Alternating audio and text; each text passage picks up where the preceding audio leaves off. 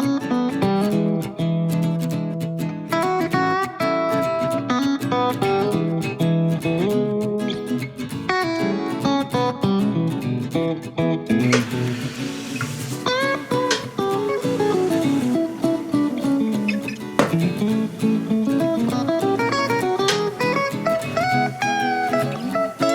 folks.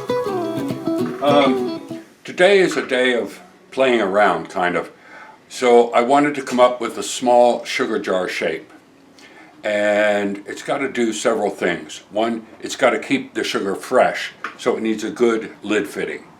Two, when you reach for a sugar jar, you generally reach with one hand. That's why many of the jars, the old Victorian ones, have two little handles on the side so you can pick it up with a handle. I don't want to put handles on these. But what I am doing is creating a ridge, a flat rim at the top of these little pots. And this lid is going to be a domed lid that's going to fit down into that flattened lip. So as you see here, the galleries, or that little ledge, is going to be made, is being made on the lids, not the pots. So the pot, it could be just straight up, but I like the little ledge on the outside.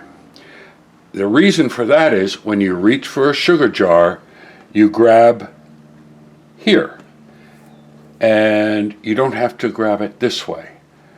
The lid stays on, and you move the jar, and you put it back.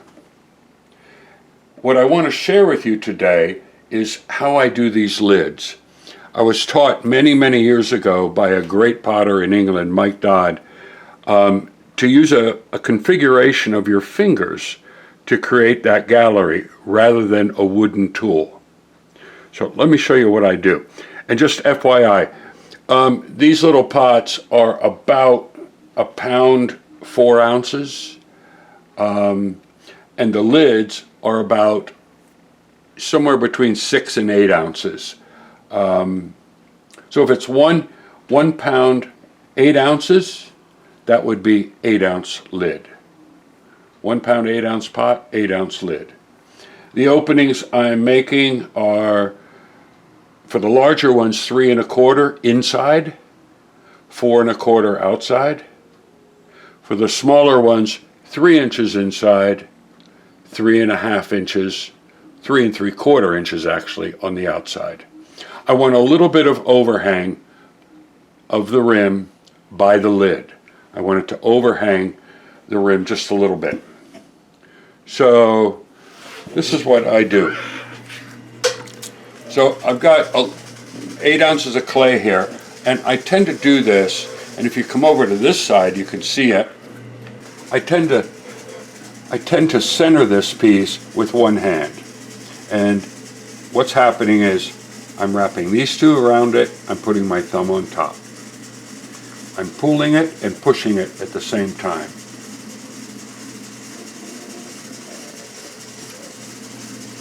Now I don't worry about coning it up because I've knocked these balls of clay together pretty hard when I was prepping the lumps. Okay, now come on back over to the other side, and this is what I do.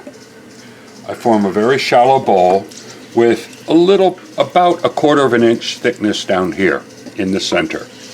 I draw that bowl outward, and I bend this rim, this fat rim, downward, a slope. But I keep the edge quite fat.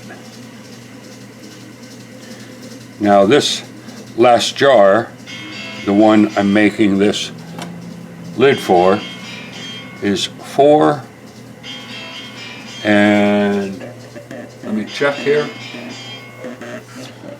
about 4 1/4. Now I'm at 4 at this point, which is fine. Now I tend to use a ruler and not a calipers. I just trust my measurements and go from there. One thing you have to do is make sure you're measuring directly across the center of the pot.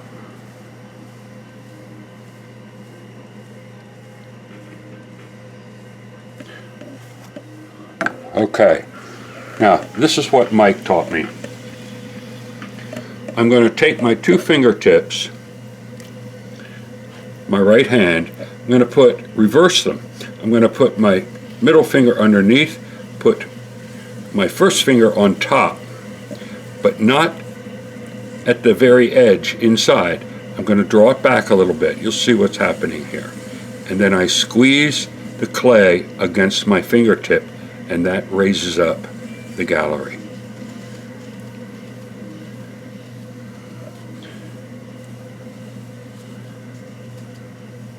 I don't want this edge to be too sharp here or here.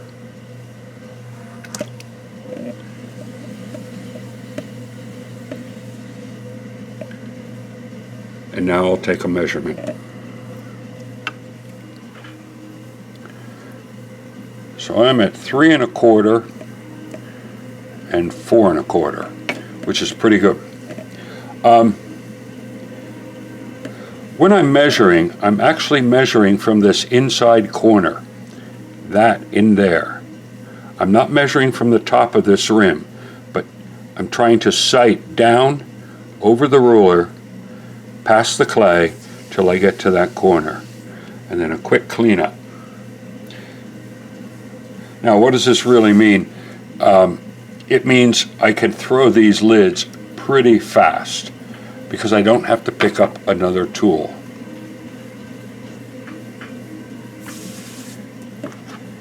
Now, the other thing that makes this all possible is lifting them off. So I use an undercut rib tool. You just saw me use that. And I create a bevel at the foot of this lid. And what that does, it compacts the clay and strengthens it and dries it out. So I can pick it up with dry fingertips without much problem. So you're seeing me make one pot, one lid, one pot, one lid, one pot, one lid. That's typically not the way I work. Once I decide on a shape and a measurements, I'll make 24 pots, and then I'll come back and make 24 lids using the same measurements for all of them. This is just a testing, as I said earlier. It's kind of a playful time, and there's nothing better, once you've been in this business for a long time, to make some time to play. Push your envelope. Thanks for watching.